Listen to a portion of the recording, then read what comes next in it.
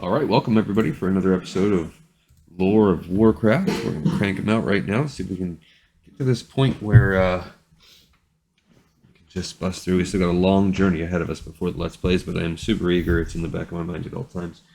All right, so we've kind of just been over the past few chapters having this pursuit of these Fellhounds coming out, and I think we're slowly, I was going to say the team's kind of joining up, but Krasus is now off to the side. Anyway, we're going to do this next episode here, Chapter 14. So everybody pull up a chair, stay a while, and listen. 14. You are a true servant, the Great One told Lord Xavius. Your rewards will be endless. All you desire, I will grant you. Anything, anyone. Artificial eyes unblinking, the night elf knelt on one knee before the fiery portal, drinking in the god's many glorious promises. He was the most favored of the Great One's new minions, one to whom miraculous powers would be granted once the way had been opened. And the more the Highborns failed to accomplish the last, the longer the god's arrival was delayed, the more the counselor's frustration grew. His frustration was shared by two others. One of those was Queen Azara, who longed as much as he for the day when all the imperfect would be eradicated from the world, leaving only the Night Elves, and only the best of that race, to rule the paradise that would follow. She did not know, of course, that in his wisdom the Great One would make her Xavius' consort, but the counselor expected any protests to fade once their wondrous god informed her. The other, frustrated with the utter lack of success, was the towering Hakar. Ever flanked by two fell beasts, the Houndmaster marched through the Highborn sorcerers, around the Highborn sorcerers, pointing out the flaws in their casting and adding his own might whenever possible. Yet even with the addition of his arcane knowledge, only now had they at last achieved some minor triumph. Now at last Hakar and his pets no longer stood alone among the Night Elves. Now there were three others, horned giants with crimson visages that some found horrific, but that Lord Xavius could only admire. At least 9 feet tall, they loomed over the Highborn, who themselves were more than 7 feet in height. These were anointed champions of the gods, celestial warriors whose only purpose was to do his bidding, regardless of the cost to them. Each was roughly 9 feet in height, and although built oddly thin, the bronze-armored figures had no difficulty wielding the massive oblong shields and flaming maces. They obeyed to the letter any command given them, and treated the counselor with as much respect as they did Hakar. And soon there would be more. Even as Xavius stepped back, he saw the portal flash. It bloomed, growing to fill the pattern over which it hovered, swelling until through it came another of the Fel Guard, as Hakar called these worthy fighters. The moment he entered the mortal plane, the newcomer bowed his fearsome head toward the Houndmaster, then toward Xavius. Hakar signaled for the warrior to join his predecessors. Turning to Xavius, the Houndmaster indicated the four. The Great One fulfills his first promise to you, Lord Night Elf. Command them. They are yours to do as you please. Xavius knew exactly what to do with them. As they have been a gift to me, so they will best serve as a gift for the Queen. I shall make them honored bodyguards for Azara. The Houndmaster nodded approvingly. They both knew the value of pleasing the Queen of the Night Elves, just as both knew the counselor's secret desire. You do best to bring such a present to her yourself, Lord Night Elf. The work will continue while you are gone. I will see to that. The notion of making the presentation himself greatly appealed to Xavius. With a bow to Hakar, the counselor snapped his fingers and led the four gigantic warriors out of the tower chamber. He knew exactly where he would find Azara at this time, and as he departed, the Houndmaster, stony eyes flaring brightly, watched the Night Elf intently.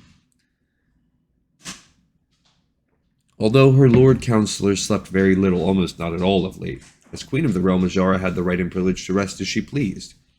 After all, she had to be perfect in every way, especially where her beauty was concerned. Therefore, the ruler of the Night Elves generally slept through the entire day, avoiding completely the harsh burning sunlight. Thus, Azara did not take well at first to the meek entrance of one of her attendants. The latter fell quickly onto both knees before the rounded edge of the Queen's room spanning down bed, the young female almost hiding behind the gossamer curtains that encircled it. With a languid hand, the light of lights indicated that her servant could speak. Mistress, forgive this humble one. The Lord Counselor requests an audience with yourself, stating he has brought something of interest to you. There was nothing which Azara could imagine desiring at the moment that would make her leave her bed, not even for the counselor. Silver hair draping her pillow, she pursed her lips as she pondered whether or not to send Xavius on his way. Make him wait 5 minutes, she finally purred, already artfully positioning herself. Well aware of Xavius's tastes, the queen knew best how to use them to her advantage. The counselor might think himself superior to his monarch, but as a female, she was superior to any male. Then grant him entrance. The attendant did not question her mistress's decision. Azora watched her depart through slitted eyes and stretched gracefully, already planning her encounter with her chief adviser. The young servant nervously returned, but only after Xavius had already been waiting for several minutes. Keeping her head low, and thus her expression all but hidden, she ushered the counselor through the thick, skillfully carved oak doors leading into the queen's personal chambers. Only a handful of times had he dared see her in this, her most private sanctum. Xavius knew something of what to expect. Azara would appear flawless and seductive, all without seeming to notice this herself. It was the game she played and played well, but he was prepared. He was her superior. Sure enough, the Queen of the Night Elves lay in repose, one arm behind her head, 2 silken-clad attendants kneeling nearby. A silver stand with an emerald flask of wine stood within reach of the Queen, and 1 half-filled goblet gave evidence to her having already sampled its rich bounty. "My darling Lord Counsellor," she breathed, "you must have something dreadfully important to say to me to request an audience at such an hour." The thin, glistening sheet framed her exquisite shape. "I've therefore tried to accommodate you as best I can." Fist to his heart, he went down on one knee. Gazing at the white marble floor, Xavius replied, "Light of lights, cherished heart of the people, I am grateful for this time given me. I apologize for disturbing you now, but I have brought with me a most interesting gift, a gift truly worthy of the Queen of the Night Elves, the Queen of the world, if I may summon it." He glanced up and saw that he had her attention. Her veiled eyes failed to hide both her growing curiosity and anticipation. Azara shifted on her bed, the sheet ever clinging just so to her torso. "You pique my interest, dear Xavius. I grant you the honor of presenting me with your gift." Rising again, the tall counselor turned to the doors and snapped his fingers. There was a gasp from the outer room, and 2 more attendants rushed inside, fleeing to the comfort and protection of their mistress. Frowning, Azara sat up, almost but not quite letting the sheet slip. The 4 fearsome warriors marched 2 abreast into the queen's sanctum, so tall that they had to duck through the doorway to avoid scraping the top with their horns. They spread out as they entered, shields before their armored bodies and maces held high in salute. Azara leaned forward, utterly fascinated. "What are they?" "They are yours, my queen. The protection of your life is their duty, their only reason to exist. Behold, your majesty, your new bodyguards." He saw that he had pleased her well. There would be more and more celestial warriors sent through by the Great One, but these were the very first, and they were to be hers. That made all the difference. "How wonderful," she murmured, stretching one arm out to a servant. The young maiden immediately reached for Azara's gown. The other attendants created a wall obscuring all but the queen's head from the view of Xavius and the Fel Guard. "How very fitting. Your gift is acceptable. I am pleased that you are pleased." The servant stepped back. Now clad in a translucent, frost-colored gown, Queen Azara rose from her bed. With calculated steps, she walked up to the towering figures and inspected each, her gown trailing along over the marble floor.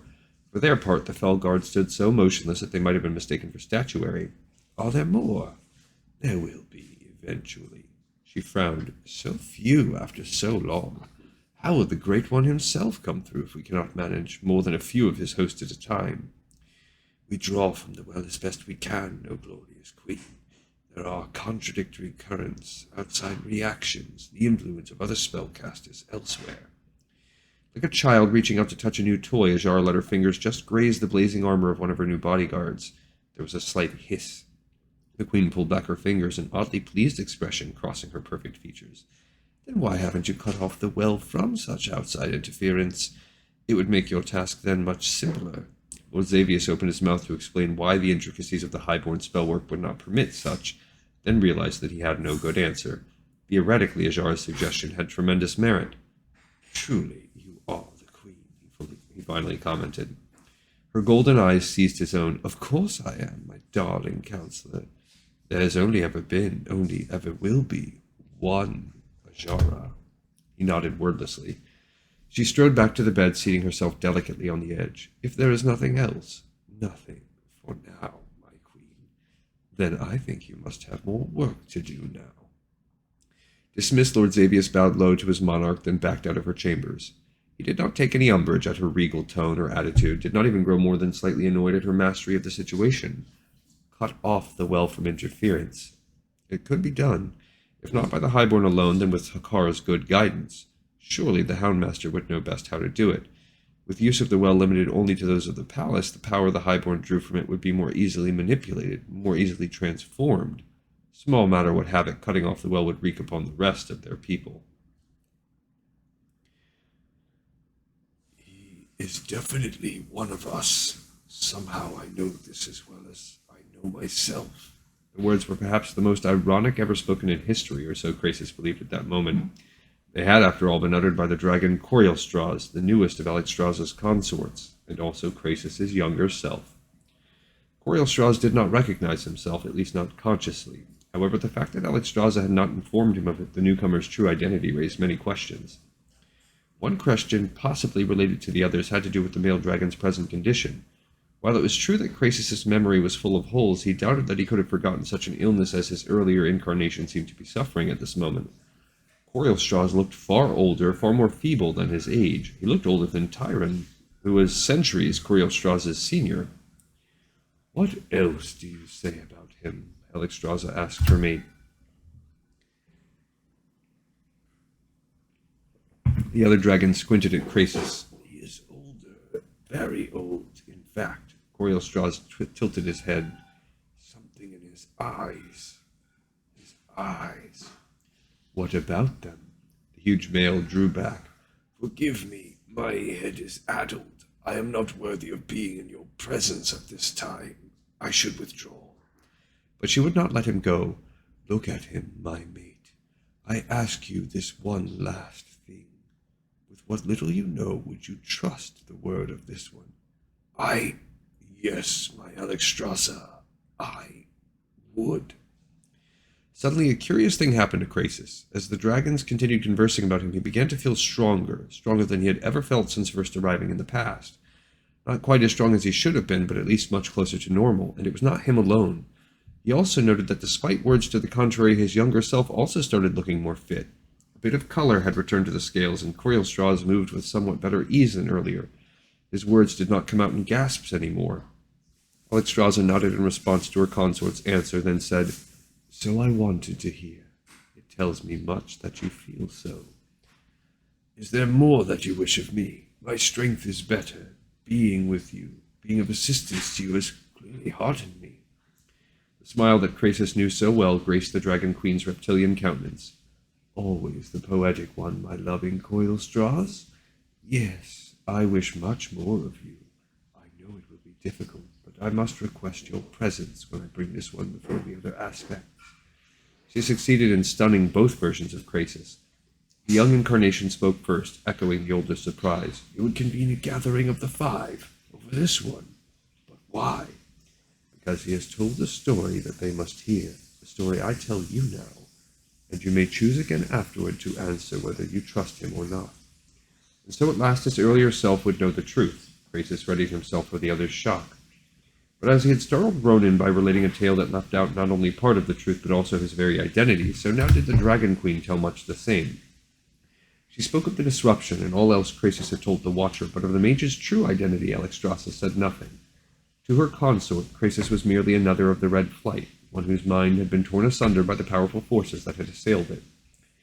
Krasus himself made no attempt to reveal himself. This was Alexstrasza, his life, his love. Advisor to her he might be, but she still wielded the wisdom of an aspect. If she felt that his younger self should remain ignorant, then who was he to disagree? An astonishing tale, Corielstrasz murmured, looking and sounding even better. I would have trouble believing it from any mouth but your own, my queen. So your trust of him has faded. The eyes of the younger self met the eyes of the older. Even if Corielstrasz did not recognize himself, he must have recognized still the kindred spirit. No, my trust has not faded. If you think he should be brought before the others, I must acquiesce. Will you then fly with me? But I am not one of the five. I am merely me. The Queen of Life laughed lightly, a musical sound coming as it did from a dragon. And thus you are as worthy as any of us. Corielstrasz was clearly flattered. If I am as strong as I now feel, I will gladly fly at your side and stand before the other aspects. Thank you. That is all I ask. She leaned forward and briefly nuzzled heads with him. Krasus felt a peculiar jealousy. Here he was watching himself be intimate with his mate, yet it was not him. He wished that for just one moment he could have changed places with Coil Straws, that for just this one particular moment he could be his true self again. With a last lingering glance, the male turned and left the chamber. As the tip of Coil Straws' tail vanished into the passage, the maid suddenly felt lightheaded. The weakness returned in a rush, causing him to teeter. He would have fallen, but suddenly a massive scaled appendage wrapped softly around him. Alexstrasza's own tail come to his rescue.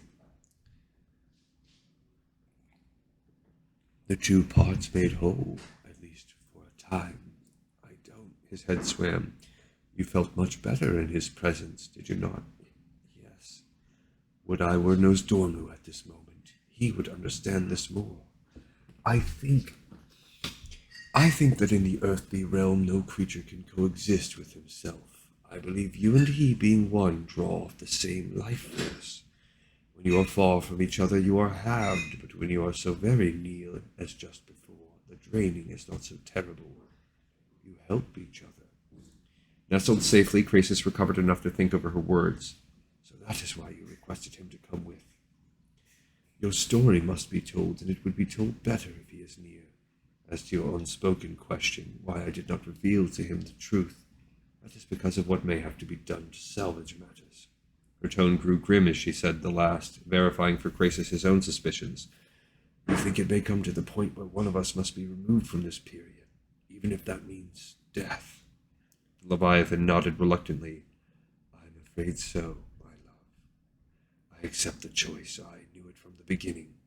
And there is only one more matter to discuss before I reach out to the others, and that is what must be done with this other who came with you. Although inside he asked Ronan to forgive him, Krasus did not hesitate to reply. If it must be done, he will share my fate. He too has those he cares about. He would give his life for them. The Queen of Life nodded. As I trusted your counsel when it came to you, so I trust your counsel when it comes to him. Should the other decide so, he will also be removed. The dragon's expression softened. Know that I will be saddened by this forever. Take no blame unto yourself, my queen, my heart. I must contact the others. It would be best for you if you waited for me here. In this place you will find yourself not so weary. I am honored, my queen, honored. You are my consort. I could do no less.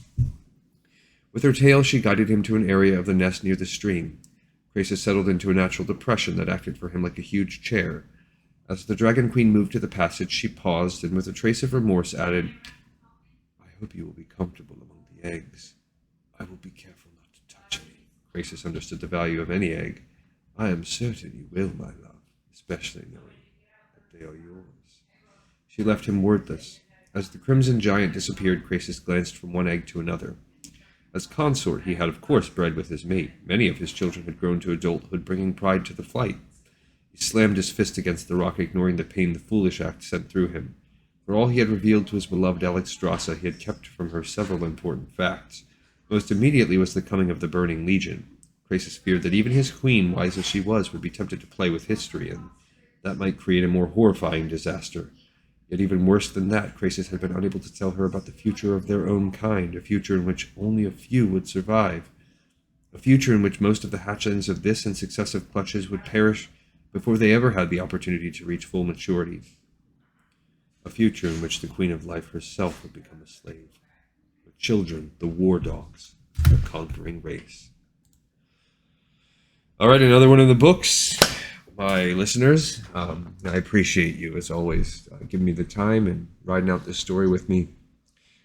We have the time travel elements. Blizzard has not usually done well with that. This book seems to be doing okay. We'll see how that pans out. We also have the introduction of the Fel Guards. I think I remember the Fel Guard, but I don't remember Fel Guard being tall but thin with shields and flaming maces. Yeah, I don't know if that's from World of Warcraft. I'm not sure. I mean, the Fel Guard that I remember are like, oh no, those are Doom Guards. Yeah, that's the only thing I can think of is the Doom Guards, unless these are the ones that are like the Eridar. But those are not thin. Anyhow, another one In the pipes 5x5s, I will see you on the next episode of Lore of Warcraft. Bye bye, guys.